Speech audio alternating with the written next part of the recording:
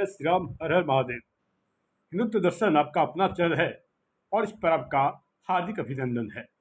और मित्रों, आप सबने अक्सर हाँ सुना होगा, एक बात का बारंबार दुष्प्रचार किया जाता है कि सनातन हिंदू धर्म में शूद्रों को वेद पढ़ने का अधिकार नहीं है, जो कि सरासर गलत है।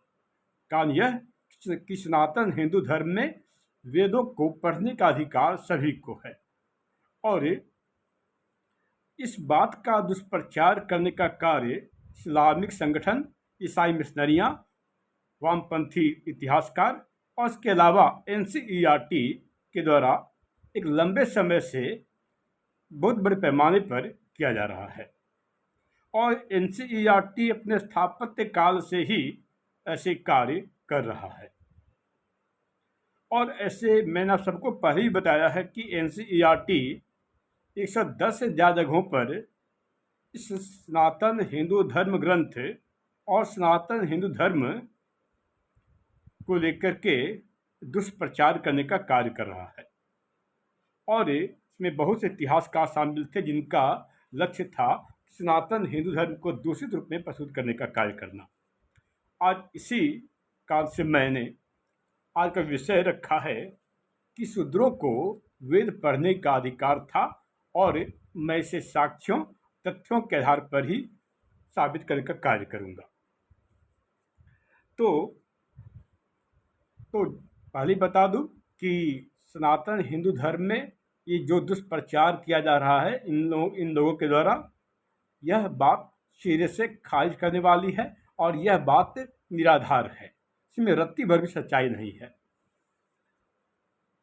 और मैं इन लोगों से पूछना चाहता हूं कि क्या इन लोगों ने इस विषय पर रत्ती भर भी अध्ययन किया या नहीं किया। वास्तव में इन सबको पता है कि इस सनातन हिंदू धर्म के जो धर्म ग्रंथ वेद हैं, इसमें ऐसा कुछ नहीं लिखा गया है।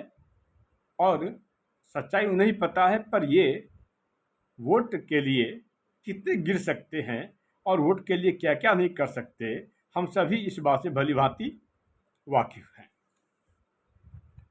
और आप सभी मैं सनातन हिंदू धर्म में आस्था रखने वाले बंधुओं, आप सबको बता दूं कि यजुर्वेद के 26वें अध्याय के दूसरे मंत्र में यह साफ साफ लिखा गया है कि ब्राह्मण, क्षत्रिय, वैश्य, शूद्र और महिलाओं को भी वेद का अध्ययन करने का अधिकार है।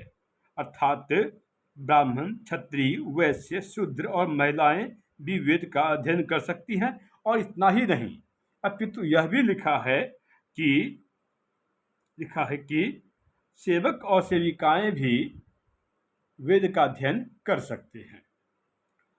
यहाँ महिलाओं में माता, पुत्री, बहनों सभी को शामिल किया गया है। और मित्रों, एक महिला ही एक माँ के रूप में होती है, पत्नी के रूप में होती है, पुत्री के रूप में होती है।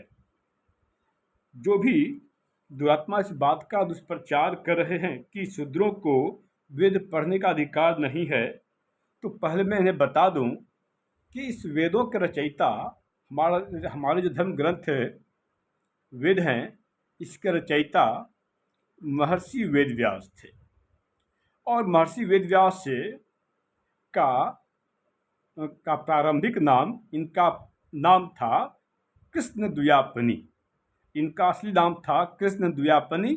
और जब वेदों का अध्ययन करने के बाद इनका नाम वेद व्यास हो गया। तो महर्षि वेदव्यास जन्म से शूद्र थे। महर्षि वेदव्यास जन्म से शूद्र थे, पर अपने गुणों, अपनी विद्वता, शास्त्रों में महारत हासिल होने के कारण इन्हें ब्राह्मण वर्ण में रखा गया और ये ब्राह्मण वर्ण में आ गए। इन्हें ब्राह्मण वर्ण में इन्होंने धारण किया। तो ब्राह्मण वर्ण को धारण किया। जो भी इस बात का दुष्प्रचार कर रहे हैं कि शूद्रों को वेद पढ़ने का अधिकार नहीं था, तो क्या वह ये कहना चाहते हैं कि महर्षि वेदव्यास क्या भेदभाव करने वाले थे? कदापि नहीं। महर्षि वेदव्यास एक महात्मा थे। इन्होंने ही महाभारत की भी रचना की। आप सबको पता होगा कि महाभारत के रचयिता महर्षि वेद व्यास हैं। जो भी ऐसी बात कह रहे हैं कि शूद्रों को वेद पढ़ने का अधिकार नहीं था, और उनसे मेरे और भी ज्वलंत प्रश्न है। यदि आपके मतानुसार वेद शूद्रों को वेद पढ़ने का अधिकार नहीं था, तो फिर संत रविदास से वेदों में निपुण कैसे हुए? अर्थात वेदों में निपुण, किसी विषय में निपुण वही हो सकता है जिसने उसका अध्ययन किया हो। बिना अध्ययन के कोई किसी विषय में निपुण नहीं हो सकता। तो महर्षि वेद व्यास वेदों में निपुण थे, और संत रविदास जी वेदों को बिना पढ़े तो वेदों में निपुण हो नहीं सकते। अतः यह बात सिरे से खारिज करने वाली है कि शूद्रों को वेद पढ़ने का अधिकार नहीं था। संत रविदास जी ही वो महान संत थे जिन्होंने मौलाना सदना को शास्त्रार्थ में परास्त किया था। मौलाना सदना को संत रविदास से शास्त्रार्थ करने के लिए सिकंदर लोदी ने भेजा था, और मौलाना सदना इनसे शास्त्रार्थ करके संत रविदास का धर्मांतरण कराने आया था। पर हुआ ठीक इसके विपरीत। मौलाना सदना इनसे शास्त्रार्थ करके मौलाना सदना ने घर वापसी कर ली, और इनका नाम रामदास हो गया। तो रामदास के गुरु संत रविदास थे। तो मौलाना सदना जो बाद में संत रामदास हो गए, अर्थात संत रविदास के शिष्य हो गए। तो यह है सनातन धर्म की ताकत, और यह है वेदों की ताकत। तो जो भी वामपंथी इतिहासकार, इस्लामिक संगठन इस बात का दुष्प्रचार कर रहे हैं और करते आ रहे हैं कि शूद्रों को वेद पढ़ने का अधिकार नहीं था, तो उनसे मैं बता दूं कि संत रविदास जी भी शूद्र ही थे, और अपने ज्ञान और अपनी विद्वता के कारण वंदनीय और अभिनंदनीय हो गए। तो संत रविदास अपने ज्ञान और अपनी विद्वता के कारण वंदनीय और अभिनंदनीय हो गए, और वो संत कहलाने लगे, संत के रूप में सुविख्यात हुए। और जो भी व्यक्ति मलेच्छ, वामपंथी इतिहासकार, इस्लामिक संगठन जातिवाद की बात करते हैं, तो मैं बता दूं कि संत रविदास जी के गुरु का नाम था संत परमानंद। अगर जातिवाद होता तो संत रविदास तो जाति से ब्राह्मण थे, तो फिर बाद में इन्होंने संत रविदास को अपना शिष्य बनाया, और उन्होंने उन्हें शिक्षा दी। तो संत परमानंद के शिष्य का नाम संत रविदास था, जिन्हें आप रैदास के नाम से भी जानते हैं। और संत रविदास जी ने बाद में अपना शिष्या के रूप में मीराबाई को बनाया। तो मीराबाई के गुरु का नाम संत रविदास था, और संत रविदास जी की जो शिष्या थी वो जन्म से छत्रानी थी, राजपूत थी। तो यह बताना चाहता हूँ कि जातियों का कोई भेद नहीं था, और यह बात सिरे से खारिज होती है कि जातिवाद था।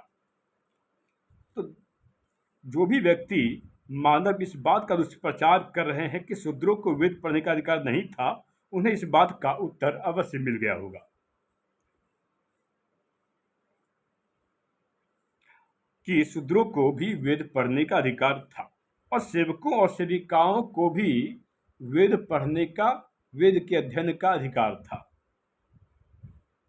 महात्मा विदुर तो इस बात के ज्वलंत उदाहरण है, क्योंकि अपनी विद्वता, अपने ज्ञान और अपने सूझबूझ, अपने नीति के कारण ये महात्मा कहलाए।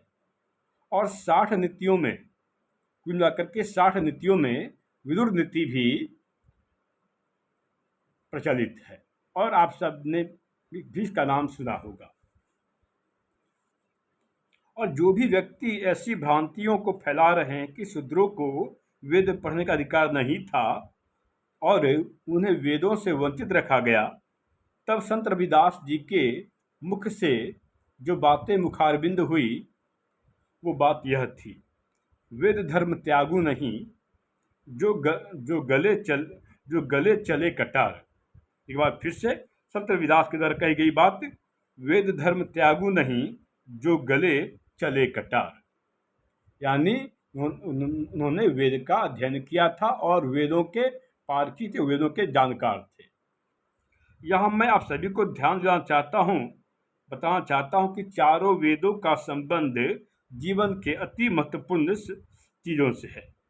ऋग्वेद का संबंध ज्ञान से है, यजुर्वेद का संबंध कर्म से है, सामवेद का संबंध उपासना विधि से है और सामवेद का संबंध संगीत के 7 स्वरों से भी है और अथर्ववेद का संबंध विज्ञान से है। तो और यह सर्वविदित है कि जीवन के इन 4 अमूल्य निधियों पर सबका अधिकार है। अतः यह बात सबसे गलत है कि शूद्रों को वेद पढ़ने का अधिकार नहीं था। अतः मित्रों, अपने सनातन धर्म को जानें, सनातन धर्म का अध्ययन करें और अपने धर्म का आपको हमेशा भान रहे। जय श्री राम।